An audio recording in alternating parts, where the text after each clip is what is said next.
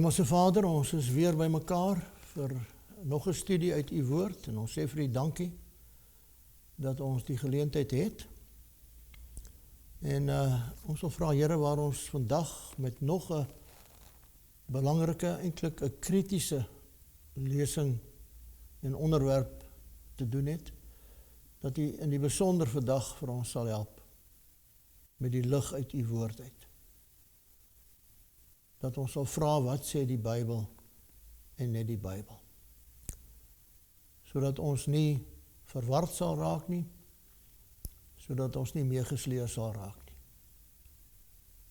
Bly by ons vra dit in Jesus se naam. Amen. Vriende, vandag se lesing in ons reeks Gee my die Bybel, net die Bybel, is die onderwerp die 1000 jaar, die millennium, soos wat sommige dit noem, of soos wat sommige dit selfs ook noem, die 1000-jarige vrederyk. So ek wil vir u baie welkom sê by hierdie, wat ek dink 'n baie kritiese lesing is. So krities dat ek wil amper dink, dis een van die belangrikste lesings in ons hele reeks, want ek wil vir u sê dat as jy die 1000 jaar verstaan jy die verlossingsplan.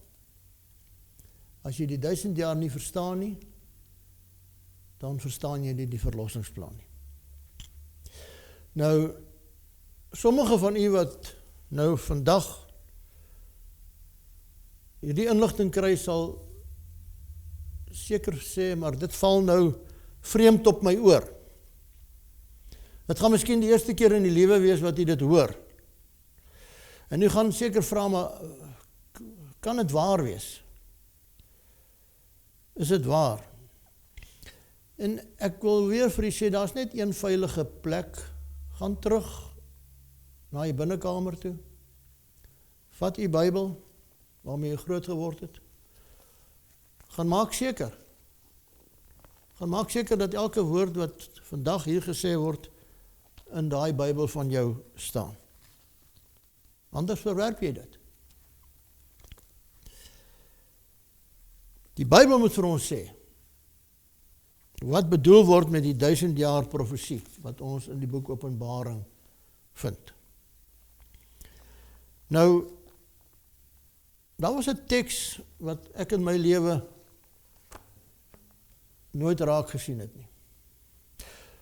Of, miskien het ek hom raak gesien, maar hy het net nooit by my geregistreer nie.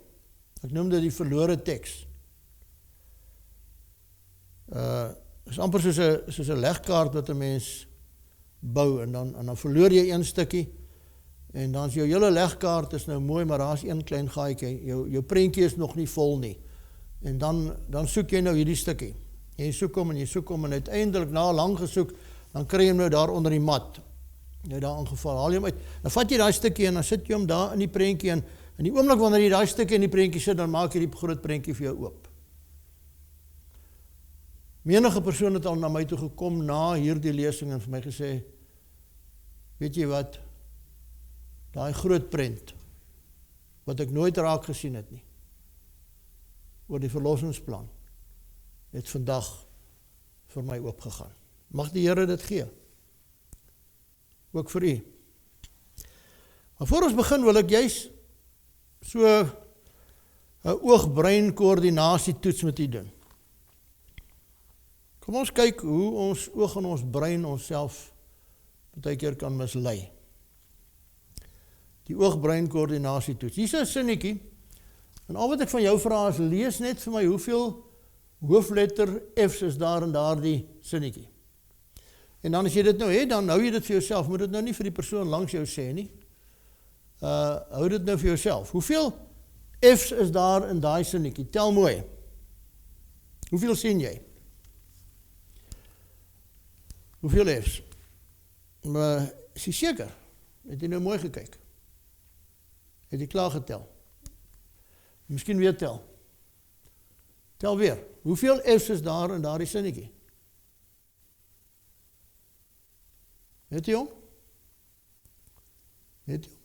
Of is jy nog nie seker? Wil jy weer 'n keer tel? 'n laaste keer. tel gou daar, hoeveel F's is daar na die sinnetjie? Maak weer seker. Toe, hoeveel is daar? 3. Hoeveel is daar 3? Hoeveel van u sê, daar's 3? Nou, meeste mense sien gewoonlik 3. Is daar miskien 4? Sommige mense sien 4. Is daar miskien 5? Die geweet as mense wat 5 sien. Is daar miskien 6? Hoeveel is daar? Tel mooi. Hoeveel F's in daardie sinnetjie? 6. 6. Wat het gebeur? My brein en my oog het nie gekoördineer nie. So ons lees ons Bybels en dan besef ons nie eintlik wat ons lees nie. Daar gaan goed by ons verby. So kom ons begin met vandag se studie. Ons het gister of verlede keer toe ons by mekaar was eintlik, toe ons verlede keer by mekaar was, het ons na hierdie boek Left Behind gekyk en die hele reeks en ook hulle wat agterbly wat in Afrikaans vertaal is en die finale oorwinning en hierdie hele reeks het afgesluit met hierdie paragraafie. En ek wil hom gou net weer lees dat ons net ons gedagtes kan verfris. Nie alles is pluis in Ethiopië nie. Hoewel Jesus sy 1000-jarige koninkryk op aarde gevestig het, word daar nog elke dag mense gebore wat hom as hulle verlosser moet kies. Nie almal doen dit nie. Die wat saam met Christus uit die hemel teruggekeer het, word nooit oud nie. Gelowiges wat die verdrukking oorleef het, sterf nooit nie, maar hulle verouder wel. Die gelowiges van die eeue, die helde van die Bybel, help regeer. Terwyl die wat kies om nie hulle vertroue in Christus te stel nie vervloek is en jonk sterf, sweer aanhangers van die ander lig saam om teen die einde van die 1000-jarige koninkryk 'n massiewe weermag te hê wanneer die Satan vir 'n kort rukkie vrygelaat word.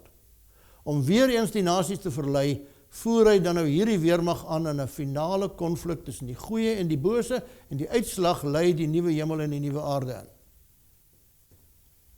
Dis hoe die wegrapingsteologie Left Behind afgesluit het. En ek het by daardie geleentheid vir u gesê, staan hierdie wat in geel geskrywe is in die Bybel. Dat hy teen die einde van die 1000-jarige koninkryk 'n massiewe weermag gaan hê, wanneer hy vir 'n kort rukkie vrygelaat word, om weer die nasies te verlei, en hy voer hierdie weermag aan in 'n finale konflik tussen die goeie en die bose, die uitslag lei die nuwe hemel en die nuwe aarde in. En ek het by daai geleentheid vir u gesê, ja, dit staan in die Bybel. En jy gaan dit vandag lees. Dit staan in die Bybel. Maar in watter konteks staan dit in die Bybel? Is dit in die konteks van die wegraping of is dit in 'n ander konteks? En dis waar jy nou vir jouself moet gaan vasstel, wat sê die Bybel werklik? In watter konteks word daar gesê? Die 1000 jaar. Die millennium. Nou wat is 'n millennium?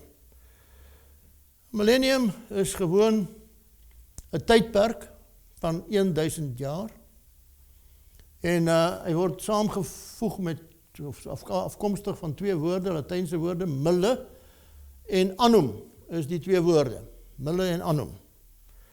En die een beteken eintlik maar net 1000 en die ander een beteken jaar. So dis gewoon 1000 jaar. Het jy agtergekom, daar is baie keer 'n regter hier op aarde. Hierdie regter het nou tyd gelede het hy 'n misdadiger vir 805 jaar tronk toe gestuur. 20 keer lewenslank, 18 vonnisse van 10 jaar, 5 vonnisse van 15 jaar. Nou hoekom gee 'n regter so 'n vreemde, onmoontlike vonnis? Almal weet dat daai man tog nooit sy tronkstraf sal kan uitdien nie. So wat probeer die regter hier doen? Hy probeer eintlik om soort van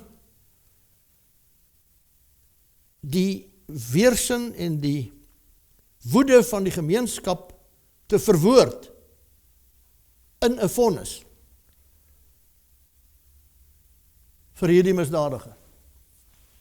Is jy bewus daarvan dat daar binnekort 'n tydperk gaan aanbreek wanneer 'n regter met 'n hoofletter 'n vonnis van 1000 jaar aan 'n misdadiger gaan oplê en dat hy elke dag van daardie vonnis gaan uitdien. Kom ons lees dit. Openbaring 20 vers 1. En ek het 'n engel uit die hemel sien neerdaal, sien Johannes, met die seël van die afgrond en 'n groot ketting in sy hand. En hy het die draak gegryp, die ou slang wat duiwel en Satan is, en hy het hom gebind 1000 jaar lank. En hom in die afgrond gewerp en hom toegesluit en dit bo hom verseël, sodat hy die nasies nie meer sou verlei, totdat die 1000 jaar volëindig is nie. Hier vind ons God se plan met die mees geharde krimineel wat hierdie aarde nog ooit gesien het.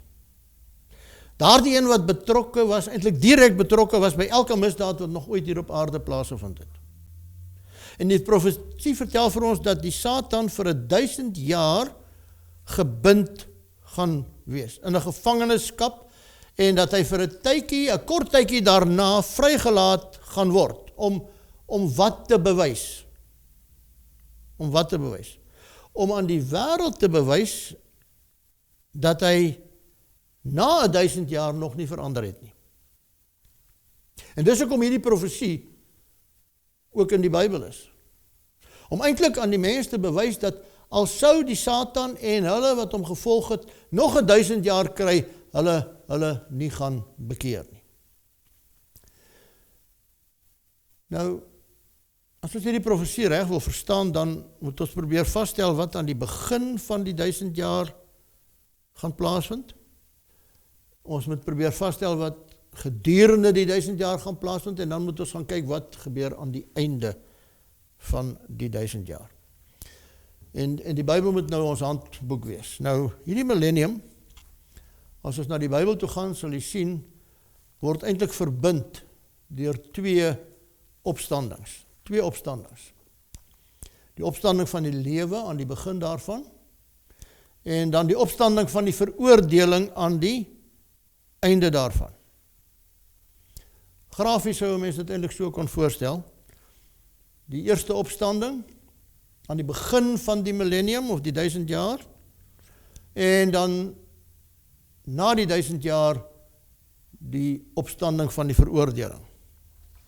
Nou Jesus praat self van hierdie twee opstandings.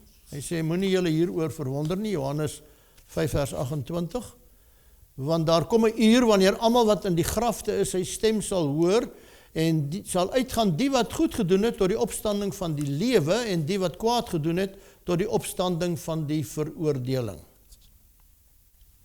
Twee opstandings.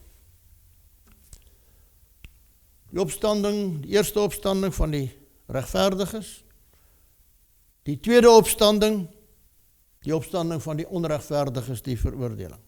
En tussen die twee opstandings lê die 1000 jaar. Nou luister wat staan daar in Openbaring 20 vers 6. 'n Baie besondere teks. Salig en heilig is hy wat deel het aan die eerste opstanding. Oor hulle het die tweede dood geen mag nie. Maar hulle sal priesters van God en van Christus wees, en hulle sal saam met hom as konings regeer 1000 jaar lank. Verstaan jy die teksvers? Wat beteken dit? Nou ek wil vir u sê, aan die einde van hierdie lesing sal u presies verstaan wat hierdie teks probeer sê. Ek gaan met hom afsluit. Nou, die wederkoms, wanneer die wederkoms plaasvind, gaan daar 4 groepe mense wees, wanneer Jesus kom. Kom ons kyk na die 4 groepe mense.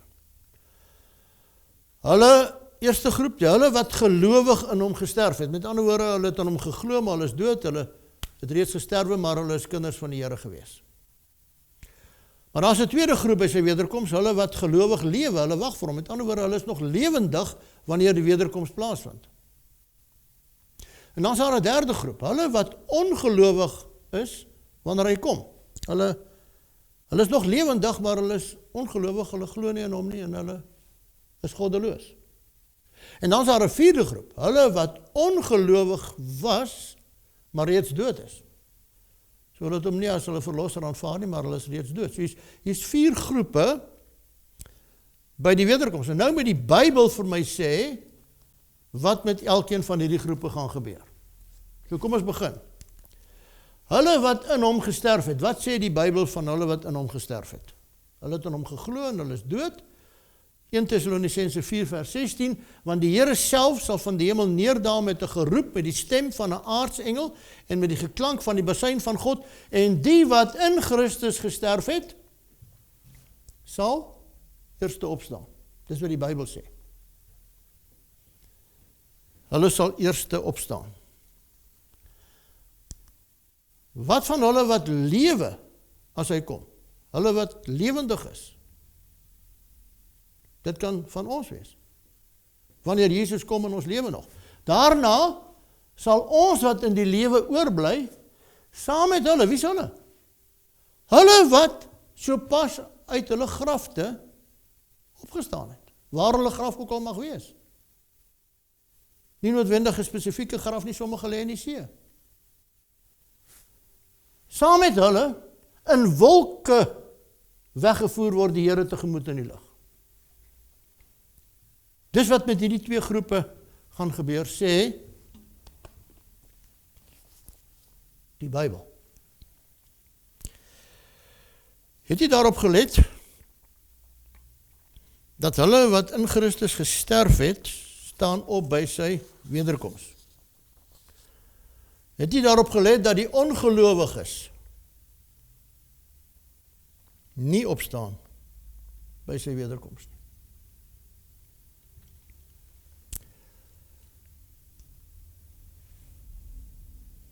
Hier in Johannes 14 staan daar, laat julle hart nie ontsteld word nie, glo in God, glo ook in my. In die huis van my Vader is daar baie wonings. As dit nie so was nie, sou ek het vir julle gesê het, ek gaan om vir julle plek te berei.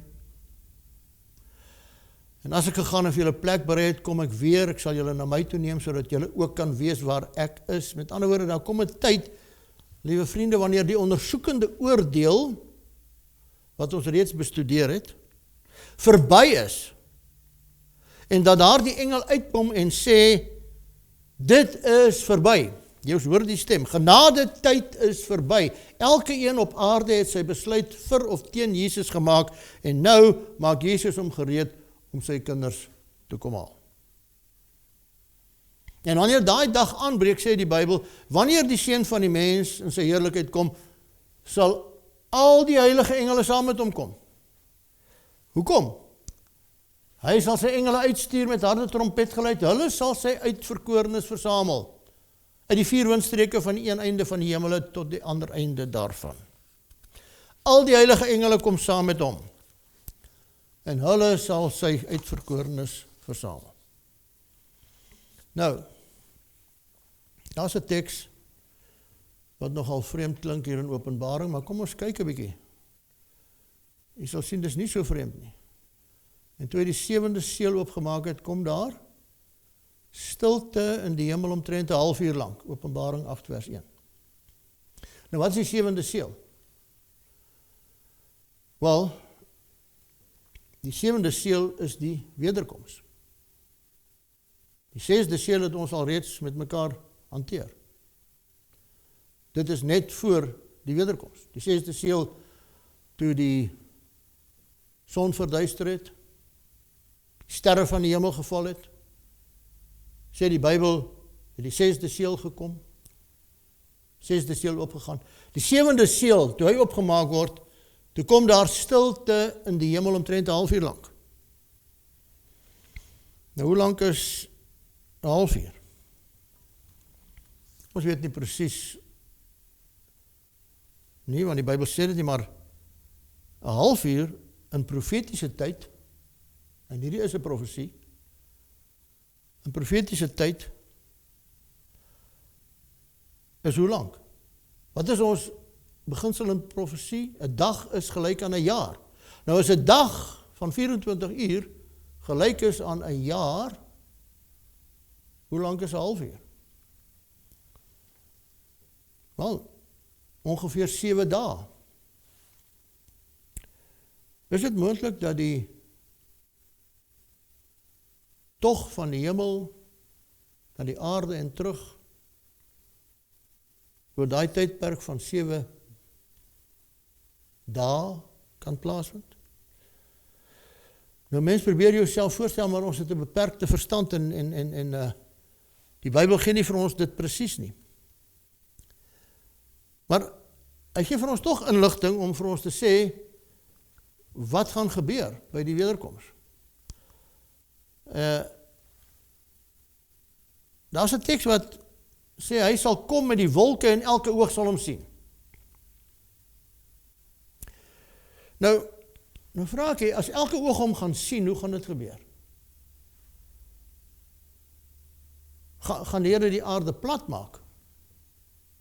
Of wat sal gebeur? Nou wat ek nou vir u gaan sê, staan nie in die Bybel nie. Ek het vir u gesê dat as dit nie in die Bybel staan nie, gaan ek vir jou sê, dit staan nie in die Bybel nie. So dit wat ek nou vir jou gaan sê, het staan nie in die Bybel nie. Maar die Here het tog vir ons elkeen 'n verstand gegee, hy het vir ons 'n gees gegee, ons kan ons verbeelding gebruik. Daar is tog 'n scenario wat ons hier miskien moet na kyk. Ek weet nie of u die sterrestelsel van Orion in die hemelruim ken nie. Orion. Wat staan in Amos 5 vers 8 van Orion? Hy wat die 7 ster en die Orion gemaak het. So die Orion was al reeds bekend as 'n konstellasie in Amos se tyd. En dan sê Job iets baie vreemds. Hy sê, kan jy die bande van die 7 ster knoop? Of kan jy die toue van Orion losmaak? Hoekom sê hy dit? Waar kom Job aan hierdie inligting? Wat 'n inligting is dit? Wel, die inligting is dit, dat die sterrekundiges nou onlangs maar vasgestel het, dat die 7 se sterre besig is om uit mekaar uit te beweeg. Nou sê Job, kan jy die bande van die 7 ster knoop? Kan jy keer dat hulle uit mekaar uit beweeg? Of kan jy die toue van Orion losmaak? Wat het die wetenskaplikes en die sterrekundiges onlangs ontdek? Dat Orion se sterrekonstellasie is besig om na mekaar toe te beweeg. Kan jy die toue van Orion losmaak? Waar het Job hierdie inligting gekry? Hy kom uit die wolke en elke oog sal hom sien. Het jy geweet dat Orion een van die min konstellasies in die sterrehemel is, wat gelyktydig in die suidelike en in die noordelike halfrond sigbaar is. Elke halfrond het sy eie stelsels, sy eie sterrestelsels. Maar Orion kan in die suidelike en in die noordelike halfrond waargeneem word. Kan dit moontlik wees? Staan nie in die Bybel nie. Kan dit moontlik wees dat die wederkoms deur Orion kan plaasvind? Want dan gaan dit moontlik wees vir elke oog om hom te kan sien. Nou daar lê Orion. In die sterrehemel ken ons hom daar. Ons sien hom redelik dikwels. Het jy geweet dat daar tussen daai 2 onderste sterre van Orion is daar hierdie trapezium, soos hulle dit noem, hierdie donker gat. Hulle is met die Hubble teleskoop daarin en hy het net dwars deur gegaan. Daar's niks binne in Orion. So lyk Orion uit die Hubble teleskoop uit 'n pragtige gesig. Daar's nog ene. En as jy nader kom, daar sit daar die gat. Daar sit daar die opening. Tussen daar die twee sterre in Orion. Nou, iemand het 'n filmpie gemaak, so 'n voorstellingsfilm wat dit moontlik kan wees. En as dit moontlik sou wees, dan sou dit eintlik so iets lyk, maar ek sê weer, dis nie wat die Bybel vir ons sê nie, maar ek wil hê ons moet kyk na hierdie film, want dit sê tog iets. Want eintlik wil ek by die punt uitkom wat hierna gebeur. As dit nou gebeur het dat Jesus gekom het, om sy kinders te kom haal, en ons is saam met hom terug, waar is ons dan? Kom ons kyk gou na hierdie filmpie. Of course, Jesus, at the time of the second coming, will step out of the most holy place. He will begin to come back to the earth. Of course, Jesus leaving the New Jerusalem there, coming through the open space in Orion. There's the trapezium now. As you exit Orion, that great bowl configuration surrounding Jesus on his return will, of course, be millions and millions of angels surrounding him. Of course, as Jesus himself speeds toward the earth at thousands of times the speed of light,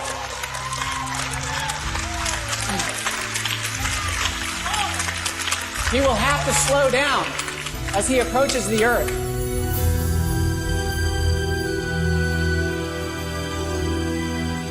Coming through the solar system, he passes the sun, of course doing many times the speed of light until he gets close to the earth, slows down. The people on the earth will first see a dark cloud, and as that dark cloud gets a little closer, a little brighter, and it finally lights up the sky. And as it lights up the sky, those people who are alive and waiting for Jesus will welcome him. They'll say, "Lo, here is our God, we have waited for him." In Revelation 14:12, here is the patience of the saints. Here are they that keep the commandments of God and have the faith of Jesus.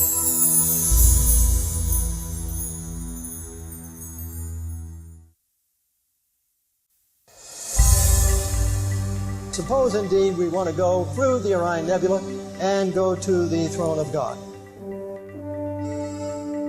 Here we go. As we are leaving the earth here, and of course we'll pass the earth. We see the sun there to our right. Now approaching the sun, and you can see the Orion Nebula there past the sun. As we pass the sun, we're probably going over 100 times the speed of light. And approaching Orion, the individual stars will be passing at different times because they're at different distances from the earth. But it's actually in the sword of Orion. The middle star of the sword of Orion is the Orion Nebula. We're approaching it here.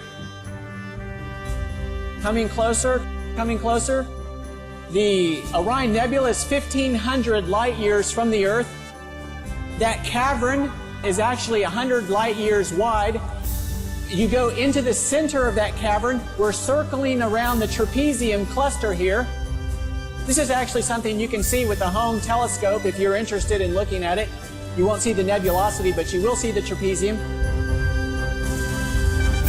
Going through the trapezium, continuing past the trapezium as we come to heaven, to the city of New Jerusalem with the foundations of precious stones, the gates of pearl.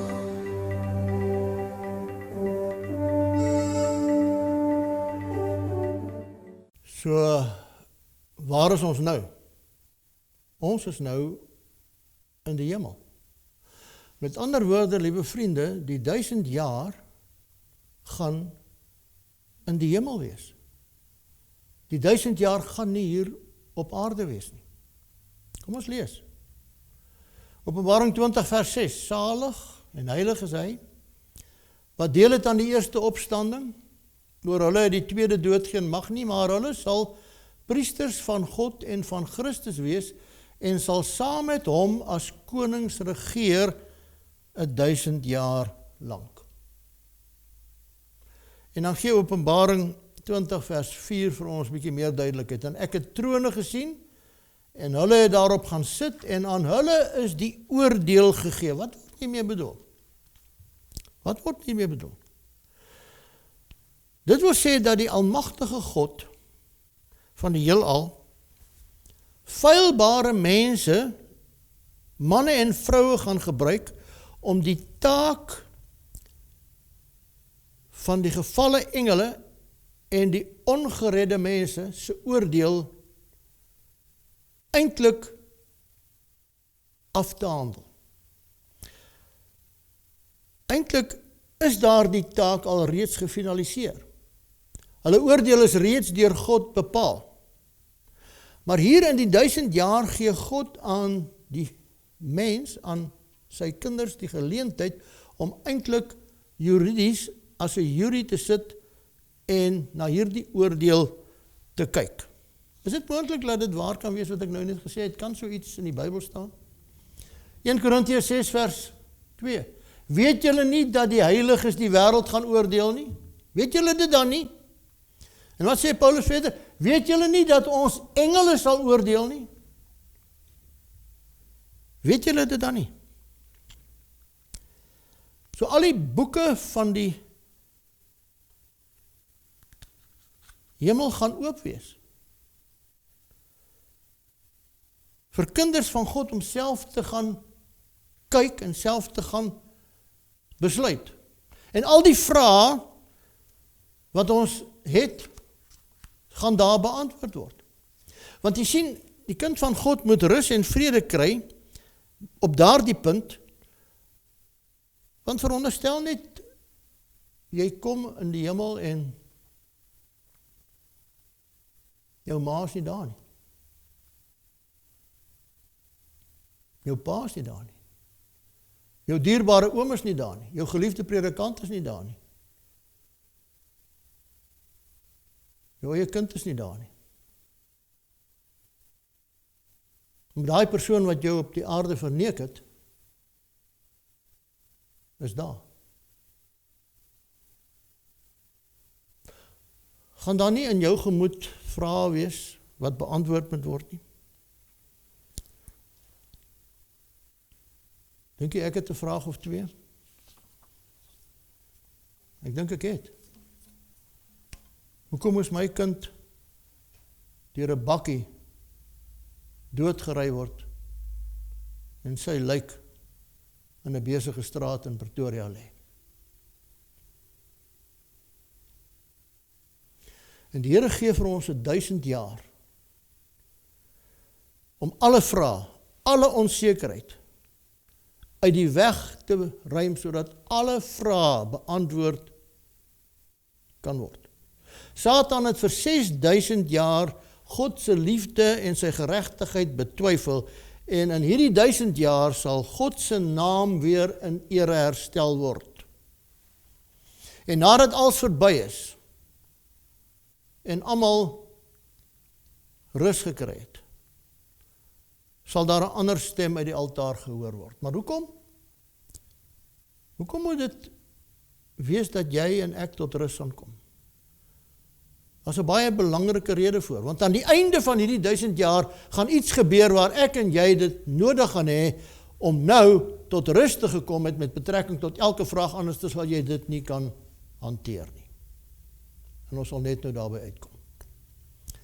Maar uiteindelik, na alles verby is, sê die Bybel, gaan daar 'n ander stem uit die altaar gehoor word, wat sê, ja, Here God, Almagtige, waaragtig en regverdig is u oordeele.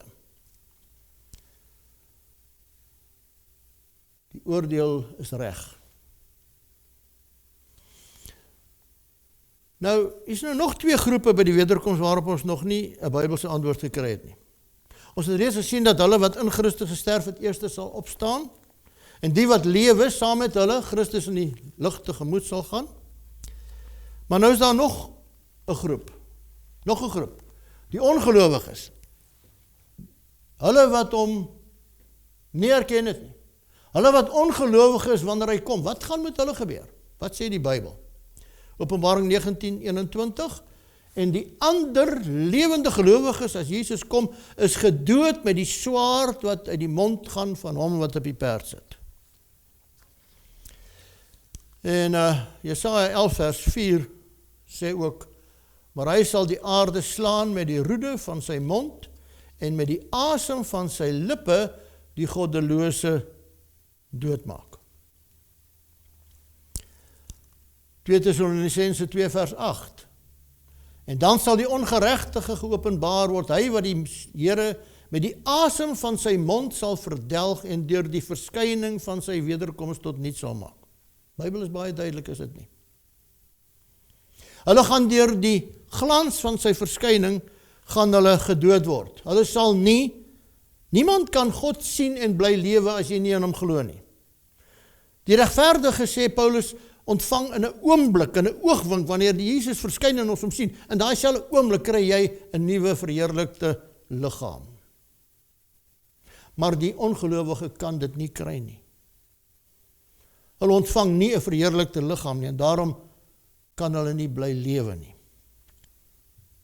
Onthou daar die een engel daar by die graf, wat die hele Romeinse soldate al die hele weermag eintlik teruggedeins het, kan nie indink as miljoene der miljoene engele saamkom. Jeremia gee vir ons eintlik 'n bietjie meer inligting. Hy sê, en die wat deur die Here verslaan is, sal die dag lê van die een einde van die aarde tot die ander einde van die aarde. Hulle sal nie beklaag of versamel word nie, of begrawe word nie. Hulle sal wees soos mis op die aarde. Hoekom sal hulle nie begrawe kan word nie? Want daar's niemand om hulle te begrawe nie. En dis hoe die aarde gaan lyk, een groot begrafplaas. Nou sê iemand, ja maar wat nou dan van daai laaste groep? Wat van daai 4de groep?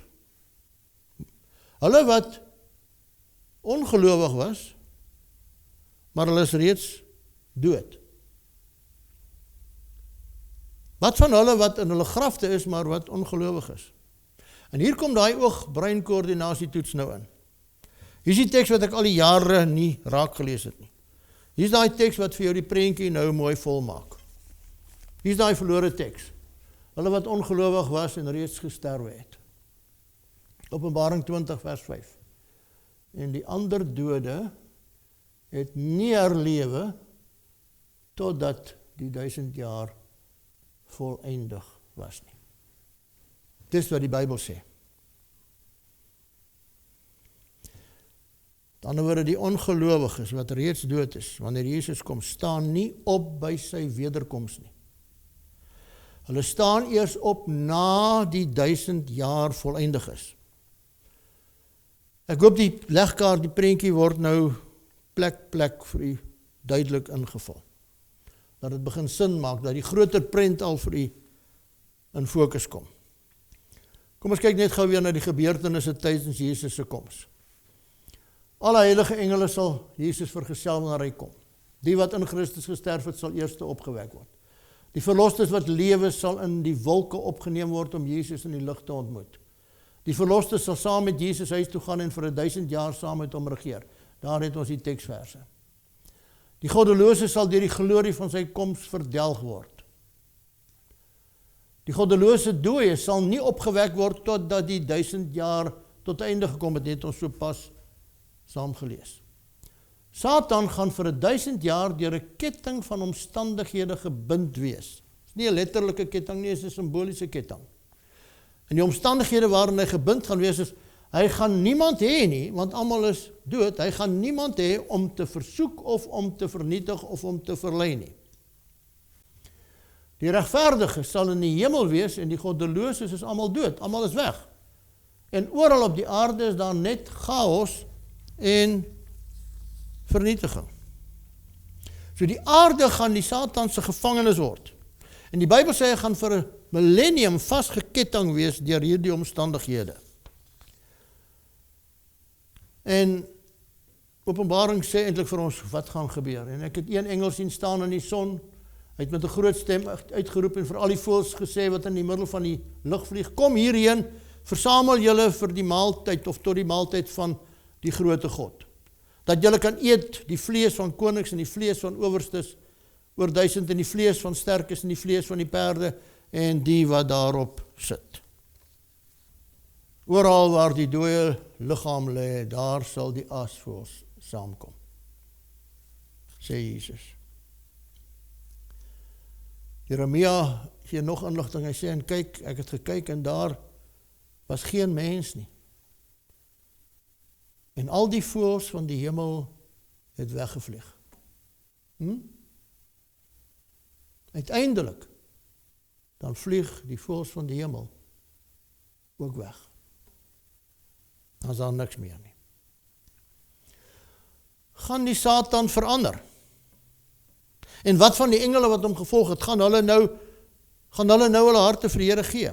Een van die redes hoekom die millennium daar is, het ons reeds gesê, is om juist te bewys dat al het die Satan en sy volgelinge 1000 jaar tot hulle beskikking, hulle nog nie hulle posisie sal verander nie.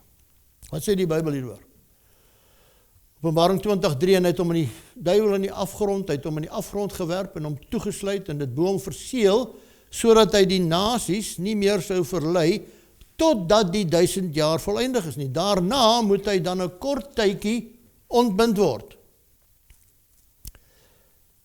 So hy is in die afgrond gewerp, sê die Bybel. Nou die woord wat daarvoor gebruik word is eintlik die woord, dis eintlik die toestand voor die skepping. Voor die aarde gemaak is, was die aarde, sê die Bybel, 'n abusos, 'n bodemlose put. Daardie abusos gaan sy woonplek vir 1000 jaar wees. Jeremia 4 sê, en ek het na die aarde gekyk, dit was woes en leeg, en ook na die hemel, en sy lig was daar nie. En ek het na die berge gekyk, en hulle het gebewe, en al die heuwels het geskud. Ek het gekyk, en daar was geen mens nie, en al die voëls van die hemel het weggevlieg. So, as ons nou kyk na die gebeure tydens die millennium, waar die Satan gebind is hier op die aarde, dan is dit die volgende. Die aarde gaan woes en verlate wees, sê Jeremia. Al die goddelose sal dood wees, verdelg deur die glorie van Jesus se wederkoms. Al die verloste sal in die hemel wees en saam met Christus regeer. Die duiwel gaan op die donker verlate planeet gebind wees om oor sy rebellie te besin. En dan gaan Openbaring nou voort en hy sê die volgende met betrekking tot die Satan. Openbaring 20 vers 7. En wanneer die 1000 jaar voleindig is, sal die Satan uit sy gevangenis ontbind word, en hy sal uitgaan om die nasies te verlei wat in die 4 hoeke van die aarde is, die Gog en die Magog, maar die Gog en die Magog is eintlik maar net die vyande van die Here in die oudheid gewees, om hulle te versamel vir die oorlog. Hulle getal is soos die sand van die see. Nou waar kom hierdie groot getalle mense nou vandaan? Waar kom hulle vandaan? Openbaring 20:5. En die ander dode het nie herlewe totdat die 1000 jaar voleindig was nie. Die res van die dooie, goddelose, sal aan die einde van die millennium opgewek word vir die opstanding van die veroordeling. Wat 'n gesig, kan nie dink. Kan nie indink, al die goddeloses deur al die eeue heen op een slag en op een plek bymekaar. Geen wonder, die Bybel sê, dat hulle getal is soos die sand van die see nie. En aan die einde van die 1000 jaar sal die tweede opstanding plaasvind. Die opstanding van die veroordeling, sê in die Bybel, wanneer die verlorenes opstaan om te antwoord op hulle dade. Na die 1000 jaar kom Christus weer terug aarde toe. Maar hierdie keer saam met sy kinders en saam met die nuwe Jerusalem. En terwyl hy in majesteit neerdal, staan die ander dooies, die goddeloses op. Johannes sien die nuwe Jerusalem. Hy sien hom neerdal. Johannes 21, Openbaring 21 vers 2. Openbaring 21 vers 2, en ek, Johannes, het die heilige stad, die nuwe Jerusalem sien neerdal van God uit die hemel.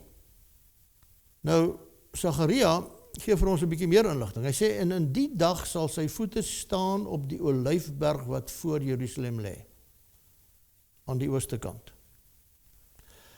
En die olyfberg sal middeldeur gesplyt word van oos na wes, tot 'n baie groot dal. Die een helfte van die berg sal wegwyk na die noorde en die ander helfte wegwyk na die suide. Hoekom sal die Here nou sy voet op die Olyfberg kom neersit en daardie Olyfberg oop gaan vir 'n groot dal?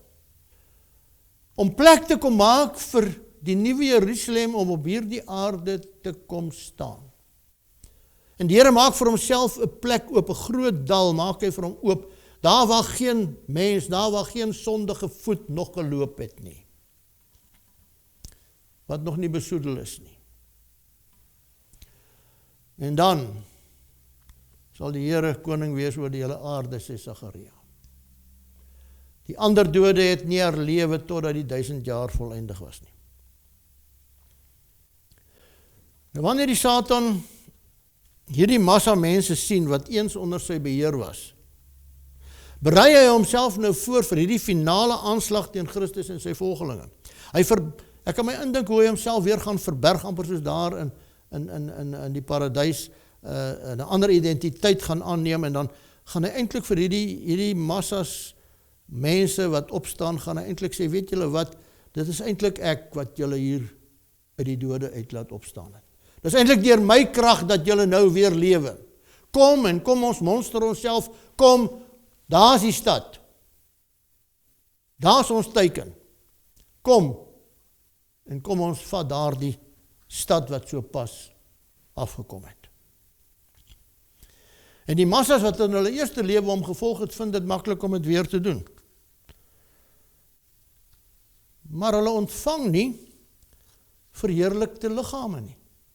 Jy kan nie 'n verheerlikte liggaam ontvang as jy Christus nie aanvaar het nie. Met ander woorde, in watter staat staan hulle op? Hulle staan op in presies dieselfde staat waarin hulle gesterf het. Met hulle ou menslike liggame. Met daardie selfde gebreke, met daardie selfde siektes, met daardie selfde haat, met daardie selfde nyd en jaloesie, met daardie selfde verslaafdheid, dieselfde toestand waarin hulle gesterf het. Kan u die staat van die aarde op daai oomblik voorstel? Die onvergenoegdheid, die jaloesie, die bekleierery, en die Satan is nou in sy volle beheer, hy het in volheid oorgeneem, en hulle sal tot aan die einde sal hulle in hierdie toestand aan die lewe gehou word, want eers die Satan gaan die mag hê om hulle dood te maak nie. Hulle gaan ook nie die mag hê om hulle self dood te maak nie, want hulle moet lewendig gehou word, sê die Bybel. Want daar kom iets hierna. En die Satan monster, al die generaals van die eeue, en hy bou 'n weermag wat hierdie aarde nog nooit gesien het nie. Die Bybel sê nie vir ons hoe lank dit gaan neem nie, maar dis logies dat daar 'n tydperk moet verloop.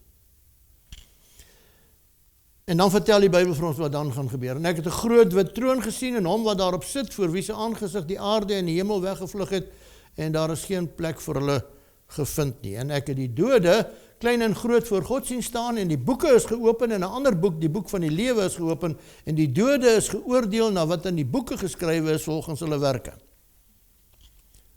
Bo kan die stad verskyn hierdie groot troon, en die massas ongelowiges hier op die vlaktes.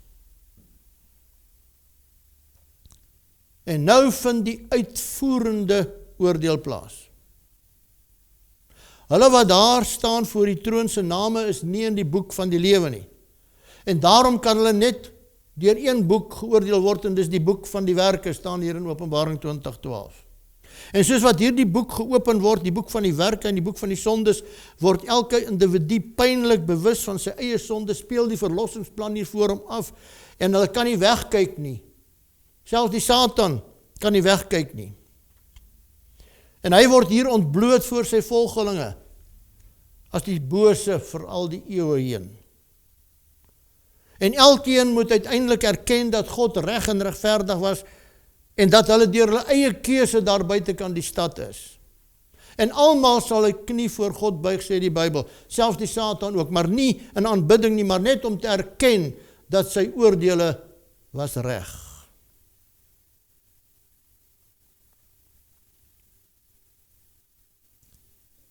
Nou, daar is geen berou nie. Daar is geen oorgawe nie. En eintlik hit sy hulle aan om die stad aan te val. Kom ons lees dit. En wanneer die 1000 jaar voleindig is, sal die Satan uit sy gevangenis ontbind word en hy sal uitgaan om die nasies te verlei wat in die 4 hoeke van die aarde is, die Gog en die Magog, om hulle te versamel vir die oorlog.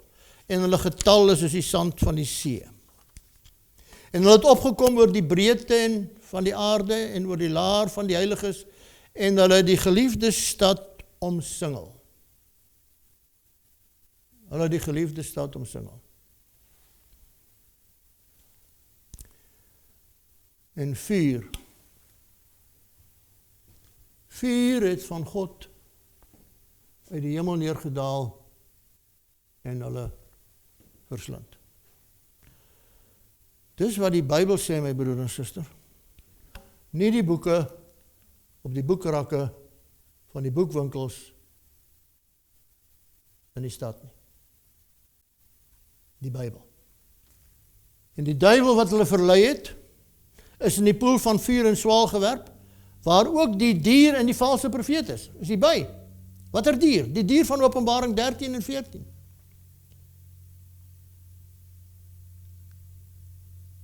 Die dier van Openbaring 13 en sy valse profeet is saam in daardie vuur. Op daardie oomblik oefen God die laaste oordeel uit wat eintlik nooit vir die menslike geslag bedoel het nie. En eintlik is dit op hierdie oomblik 'n genadedaad, want meeste van daardie massas wat daar is, het al gewens dat hulle kan sterwe. Hulle het hulle keuse gemaak en dit was nee vir God. Nee vir die ewige lewe. Hulle het gekies om eerder te sterwe en die ewige dood in te gaan as om God te aanvaar en die ewige lewe te kan kry. Hulle keuse was die ewige dood.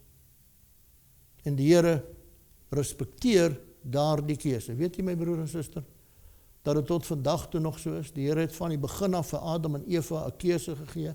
Hulle kon vir God ja sê, hulle kon vir hom nee sê. Daardie keuse het ek en jy vandag nog. Ons kan vir hom ja sê, ons kan vir hom nee sê.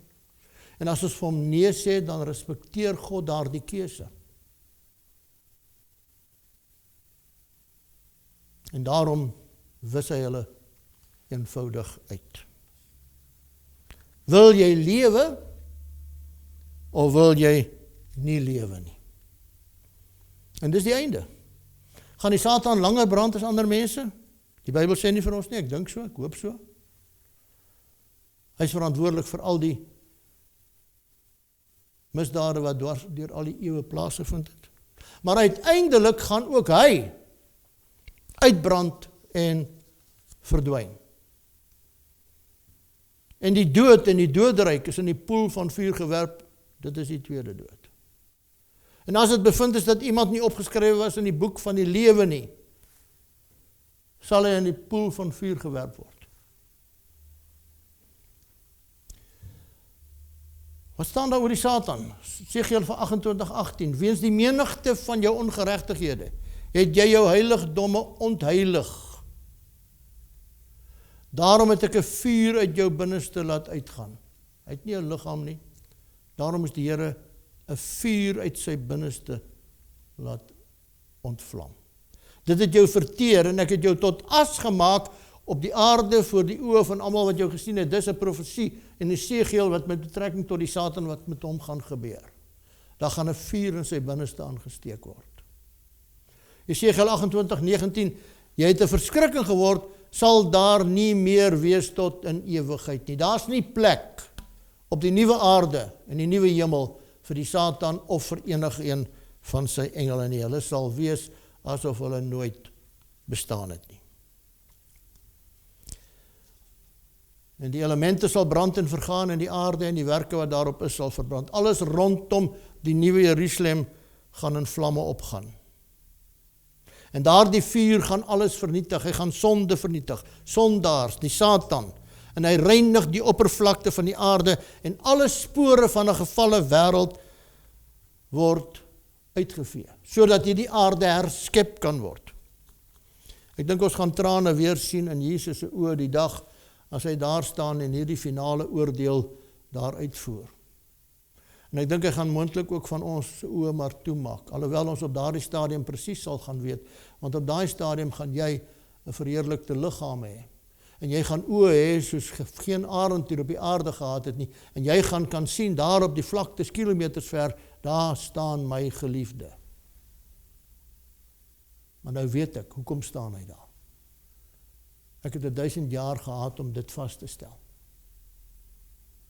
Hoekom hy daar is en ek staan hier. En dan sien Johannes dit, 'n nuwe hemel en 'n nuwe aarde gesien, want die eerste hemel en die eerste aarde het verbygegaan. God se oorspronklike bedoeling met die mens word nou herstel. Die ou aarde, verteer deur vuur, word nou die nuwe aarde in al sy glorie. Kan jy daaraan herinner, of kan jy daaraan dink, my broer en suster, dat ek en jy gaan, as jy aan Jesus behoort en jy's daar, want dis waar jy gaan wees, gaan jy deel hê aan die tweede skepping. Jy gaan met jou eie oë aanskou hoe God skep. Hoe hy die nuwe aarde skep, totdat daar die nuwe aarde volmaak is in sy oë, so volmaak dat hy dit vir jou en vir my gaan gee as 'n ewige woonplek. Ons verstand is net eenvoudig te klein om dit te begryp. Paulus sê dit ook, maar soos geskrywe is, wat die oog nie gesien het en die oor nie gehoor het en in die hart van die mens nie opgekom het nie, wat God berei het vir die wat hom lief het. Kan maar net eintlik droom, dan wy die wolf by die lam en die luiperd gaan lê by die bokke en die kalf en die jong leeu, die vetgemaakte vee by mekaar en 'n klein seentjie sal hulle aanjaag. En in die midde van hierdie nuwe aarde staan die hoofstad, die nuwe Jerusalem. En die stad, sê Openbaring 21:16, het vierkantig gelê. En sy lengte was net so groot soos sy breedte. En hy het die stad met 'n meetroede gemeet op 1500 myl, sy lengte en sy breedte en sy hoogte was gelyk. 1500 myl. Hoe ver is dit? 2400 kilometer. Met ander woorde, vierkantig gelê, 2400 kilometer soontoe, 2400 kilometer soontoe, 2400 kilometer soontoe. 'n kubus, 'n vierkant. Hoe groot is dit, my broer en suster? So groot, iemand het dit op 'n rekenaar uitgewerk, dat al die mense, gelowig en ongelowig, wat nog ooit op hierdie aarde beweeg en geleef het, 12 keer daar sal kan ingaan. So is daar plek vir jou, is daar plek vir my? Ja, God dank. En op hierdie nuwe aarde sal die mens ontwikkel tot sy volle potensiaal. Sy verstand sal weer herstel word na wat God uiteindelik aan die begin vir hom gegee het. En dan gaan die mens ewe skielik uitvind, maar dit was deur die eeue toe nooit evolusie nie. Dit was toe al die tyd devolusie, ons het toe al die tyd kleiner geword en ons het al die tyd dommer geword. Moenie verbaas wees as jy vir Adam ontmoet en hy is 14 voet hoog nie. Jou verstand gaan, soos geen rekenaar hier op aarde was, gaan jou verstand wees nie. Het jy geweet, jy gaan 2 huise daar hê. Een in die stad en een in die platteland, wat jy self gaan bou. Waar jy vir jou 'n stukkie aarde gaan uitsoek.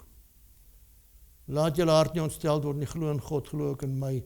In die huis van my Vader is daar baie wonings, as dit nie was nie, sou ek het vir julle gesê het, ek gaan om vir julle plek te berei. En as ek gaan om vir julle plek berei het, kom ek weer, ek sê julle na my toe neem, sodat julle ook kan wees waar ek is. So op hierdie oomblik het God vir ons 'n plek berei in die nuwe Jerusalem. Is jy gereed om daardie plek te ontvang, want hy is gereed om jou te kom haal, om daai plek vir jou te gee. Maar behalwe daai plek in die nuwe Jerusalem, sê Jesaja 65, maar wees julle bly en juig vir ewig oor wat ek skep, want kyk, ek skep Jerusalem om te juig en sy mense om bly te wees, en hulle sal huise bou en bewoon en wingerde plant en die vrug daarvan eet. Hulle sal nie bou dat 'n ander dit bewoon nie, hulle sal nie plant dat 'n ander dit eet nie. Ons is nie meer op die aarde nie. Ons is nou op die nuwe aarde. En weet jy, as ons mooi daaraan dink, ons kry nie tyd hier op hierdie aarde vir mekaar nie. Ons kry nie tyd vir dit wat die Here ons eintlik bedoel het om te wees nie. Ons is in 'n gejaagdheid. Ons is soos 'n trein sonder brieke. Die Satan het ons op 'n spoor geplaas, die hele wêreld. En het al die middele en die tegnologie gegee, wat 'n wonderlike ding is, maar mense is daaraan verslaaf. Die Here wil vir ons tot rus bring, op 'n nuwe aarde. Op 'n nuwe aarde. Ons gaan kuier soos wat ons nog nooit in ons lewe gekuier het nie. Ons gaan beweeg. Ons gaan lewe. Daar, my broer en suster, gaan jy vir die eerste keer regtig lewe. En God gaan al die trane van hulle oë afvee, en daar sal geen dood meer wees nie. Ook geen droefheid en geween en moeite sal daar nie meer wees nie, want die eerste dinge het verbygegaan. En dan gaan Johannes 10 in sy volheid in werking. En ek gee hulle die ewige lewe. En hulle sal nooit verlore gaan tot in ewigheid nie, en niemand sal hulle uit my hand ruk nie. As jy 15 jaar terug vir my gevra het, wat gaan ons in die hemel doen, dan sou ek waarskynlik vir jou 'n flou antwoord gegee het en vir jou gesê het, ek weet nie regtig nie, ek dink ons gaan daar op 'n wolk sit, en ons gaan harpe speel, en ons gaan sing, en ek kan nie een van die twee doen nie. Ek het nie geweet van die nuwe Jerusalem nie. Ek moes 60 jaar oud word om die eerste keer te hoor van die nuwe Jerusalem. Ons gaan lewe, ons gaan lag, ons gaan eet, ons gaan reis, miskien 'n ander planeet het, wie weet. Ons gaan lewe soos ons nog nooit gelewe het nie, niks op hierdie aarde sal ooit daarby kom nie. Mag die Here gee dat u en ek daarin sal deel, die nuwe hemel en die nuwe aarde. Kom ons sluit. Salig en heilig is hy, wat deel het aan die eerste opstanding. Oor hulle het die tweede dood geen mag nie. Verstaan jy hom nou? Verstaan jy nou daai teksvers? Salig en heilig is hy wat deel het aan die eerste opstanding. Wat is die eerste opstanding? Hulle wat eerste gaan opstaan wanneer Jesus kom. Sy kinders wat gaan opstaan by sy wederkoms. Die eerste opstanding. Oor hulle het die tweede dood geen mag nie. Wat is die tweede dood? Wat het gebeur met die ongelowige? Hy het op aarde gelewe en toe gaan hy dood. En toe lê hy, vir hoe lang? Hoe lang is wat hy dood is, plus nog 1000 jaar. En na die 1000 jaar, toe staan hy op. Word hy opgewek. Vir die veroordeling. En toe, wat gebeur toe met hom? Toe gaan hy weer dood. Met ander woorde, hy gaan 2 keer dood. Die tweede dood. Salig en heilig is hy, wat deel het aan die eerste opstanding, oor hulle het die tweede dood geen mag nie. Is die Bybel nie 'n wonderlike boek nie? Hy laat ons in geen duisternis nie. Mag die Here u seën terwyl hy hierdie baie kritiese lesing gaan oordink. Hemelse Vader, dankie vir die lig van u woord wat vandag ook weer op hierdie kritiese onderwerp geval het. Wat ons moet verstaan ten einde die verlossingsplan te begryp. Help ons, Here, en lei ons deur u woord en gees dat ons werklik dit sal verstaan en hierdie prentjie vir ons sal sien oopgaan. Dit bid ek vir elkeen, Here, wat deel gehad het aan hierdie lesing.